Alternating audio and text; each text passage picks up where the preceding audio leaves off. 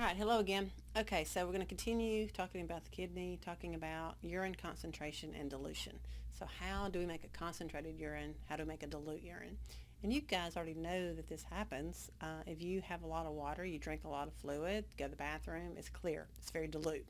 If you're dehydrated, go to the bathroom, it's really dark, it's very concentrated. So your body can respond to your level of hydration by either holding on to water and concentrating the urine, or if you're overhydrated, by releasing a lot of water and diluting the urine. Okay, I think I said that right. So you can basically, based on your hydration level, you can change the concentration of your urine. And this is important. All animals can do this. Actually, if I was to give you the kidneys of a bunch of animals and not tell you what the animals were, you dissected these kidneys and you looked at just the loop of Henle. So where's the loop of Henle? It's part of the nephron, right? The longer the loop of Henle, the better the ability to concentrate urine. So the longer the loop of Henle, the more concentrated urine you can make. So what kind of animal would you expect to have a long loop of Henle? Something that lived in the desert, right? So there's not a lot of water. They want to reserve and conserve as much water as possible, make a very concentrated urine. So something like a desert mouse, you would expect to find a long loop of Henle. If you looked at something like a beaver who has free access to water, they don't have to make very concentrated urine, you have short loop of Henles. So that tells us there's something about the loop of Henle that's important in the role of concentrating and diluting urine. Okay, so if you knew nothing else about anatomy and physiology except that the loop of Henle was responsible for making concentrated urine, again, you could dissect any animal, look at that loop of Henle, and make a pretty good guess on where it lived, what its habitat was. Okay, so it's not just humans. Anatomy and physiology is not just humans. All right, so how does that work? Well, it does happen in the loop of Henle, but also in the vasa recta. Okay, there's something which, if you remember you have the afferent arteriole coming in, you have your first glomerulus, you have a cortical nephron, you have paratubular capillaries, if you have juxtamedullary nephrons, you have that vasa recta, so it's that second capillary bed. So the vasa recta is the one that plays a role in concentrating and diluting urine. And so what happens is these two structures, they're side by side, and they work to establish an osmotic gradient. Okay, so that if you look at the kidney, remember this is the cortex, this is the medulla, it becomes more osmotic, more concentrated as you go from the cortex to the medulla. If you don't know what osmotic means, an easy thing to think of is just saltiness. So it becomes more salty as you go from the outside inside. Okay, so just by knowing that, water follows what? Sodium. So by establishing some kind of a salt gradient, that might have something to do with the ability to move water. And that's exactly what happens. You establish a salt gradient that allows for you to regulate how much water you're getting rid of. So this allows the kidneys to vary their urine concentration by having this countercurrent mechanism. So basically what you have is flow going in two different directions. Okay, so they're countercurrent. So not electricity flow, but fluid flow. So they're things going in opposite directions. So the filtrate is going to flow through the loop of Henle, and the blood is going to flow through the vasa recta. And so we call the filtrate, as it moves, that's the countercurrent multiplier, and the vasa recta is called the countercurrent exchanger. And I'm going to show you how these look and what they do. So if you think back to the nephron, the loop of Henle, all the parts of the nephron have different cell types, remember? And so if you look at the descending limb, so remember here's the glomerulus, proximal convoluted tubule, descending, ascending, distal convoluted tubule, into the collecting duct. If you look at the descending limb, it's freely permeable to water. Okay, so water can leave out of the filtrate and go into the interstitial fluid. All right, and so that's one of the things that happens. Water is freely able to move out of the descending limb. In the ascending limb, so going back up, it's impermeable to water, but the ions can move, like sodium and chloride. So the solutes, the sodium and the chloride, they can move. They can be reabsorbed here. They can be taken out of the, be taken out of the interstitial fluid and put back into the tubule. So Water can leave in the descending limb, and sodium chloride can be reabsorbed in the ascending limb. Okay? So let's start with the tubule. So this is going to be the filtrate moving through the tubule, and you can see because the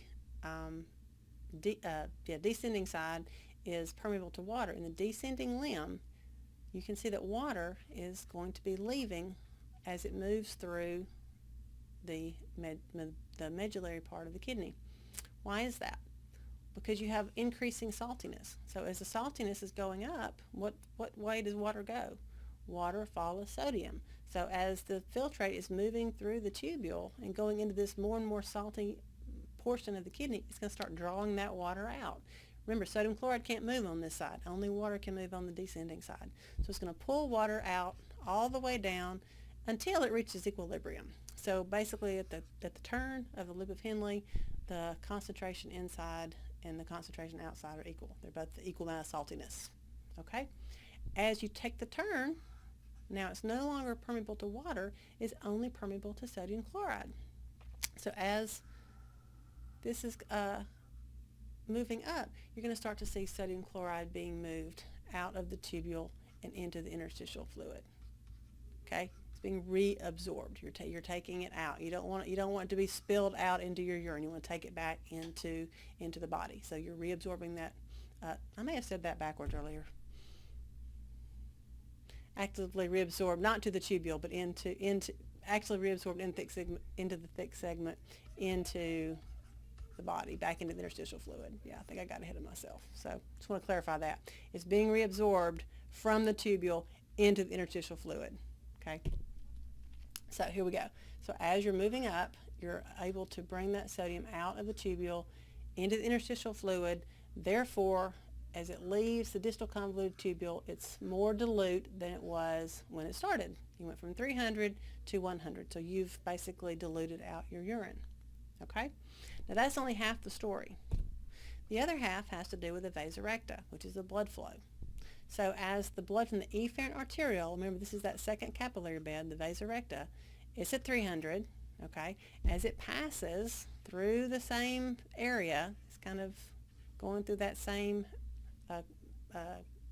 medulla as the nephron.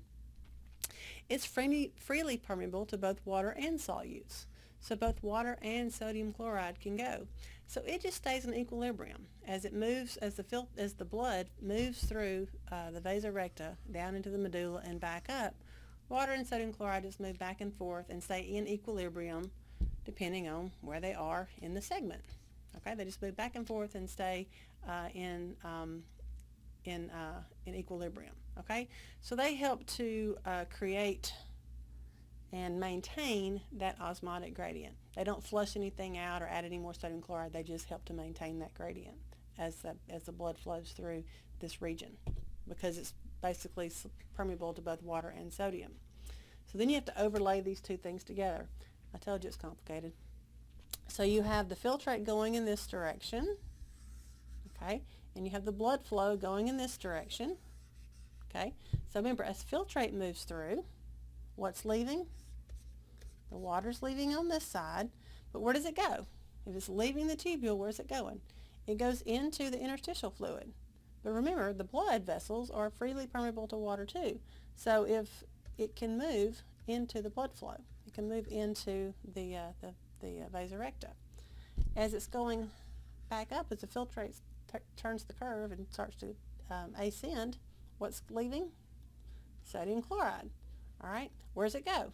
It goes into the interstitial fluid, but the blood is permeable to what? Sodium chloride. So it can go into the blood.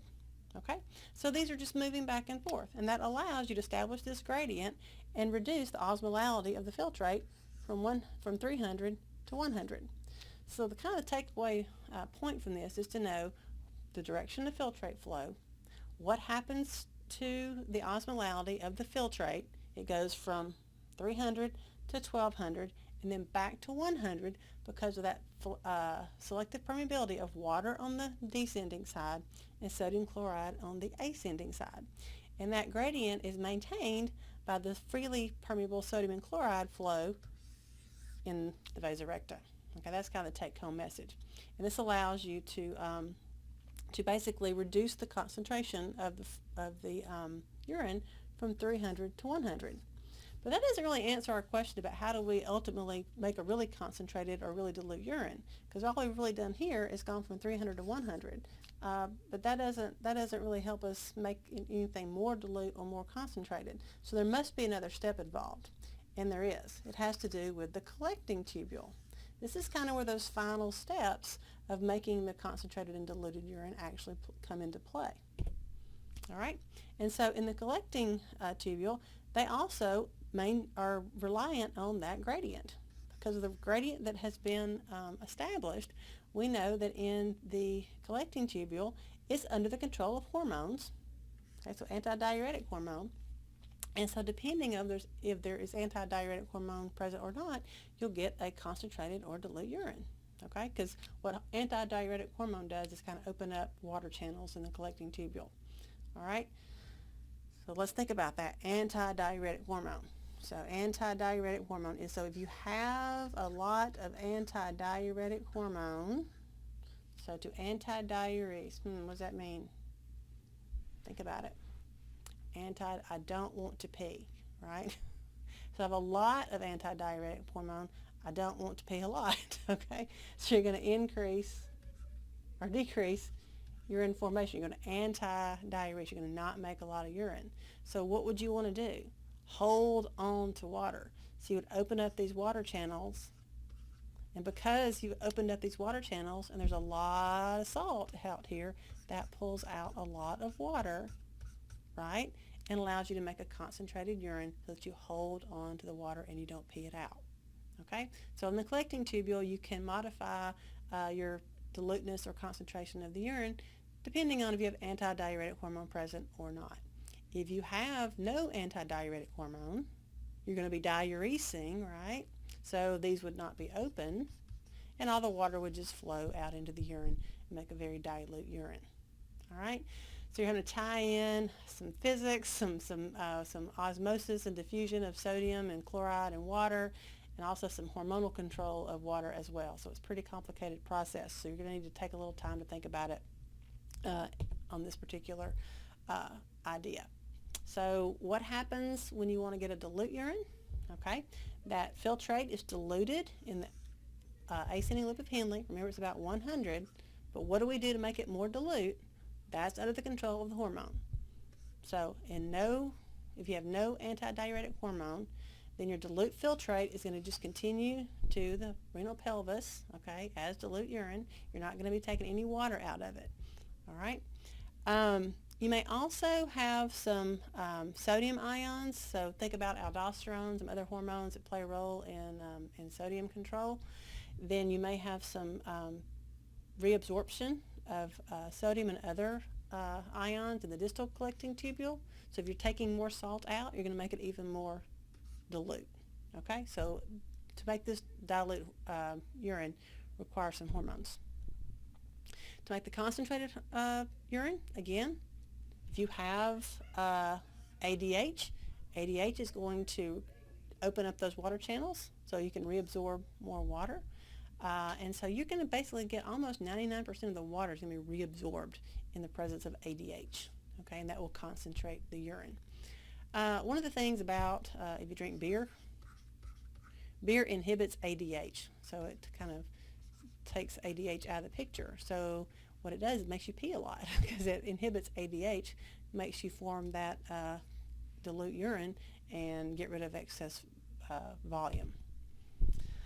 So what are some diuretics? So what do diuretics do? So diuretics make you increase urinary output. There's several different types. There's osmotic diuretics. So these are things that aren't reabsorbed. They're staying in the filtrate and they're acting to kind of suck the water back in. They kind of act like sodium. So if you have a lot of glucose in your blood, so like a diabetic, and that glucose is in the filtrate, it acts like sodium and pulls water. All right, so it pulls water out of the interstitial fluid into the collecting tubule, into the distal convoluted tubule, and holds on to water. That's why diabetics a lot of times have to pee a lot. So diabetic is basically freely flowing, so they have to urinate a lot because that sugar acts as a diuretic. Again, alcohol will inhibit ADH, acts as a diuretic, makes you go to the bathroom. And there's a lot of drugs that will inhibit sodium reabsorption and water reabsorption. Caffeine does that, so that's one of the ways it works as a diuretic. All right, so that's why when you drink coffee, it's not just the volume of coffee that makes you have to go to the bathroom, it's also how it affects sodium and water reabsorption. All right, so that's pretty complicated, so take a little time to look at that and understand the difference. How would you dilute your urine, how would you concentrate your urine, and that's it for now. Thanks a lot.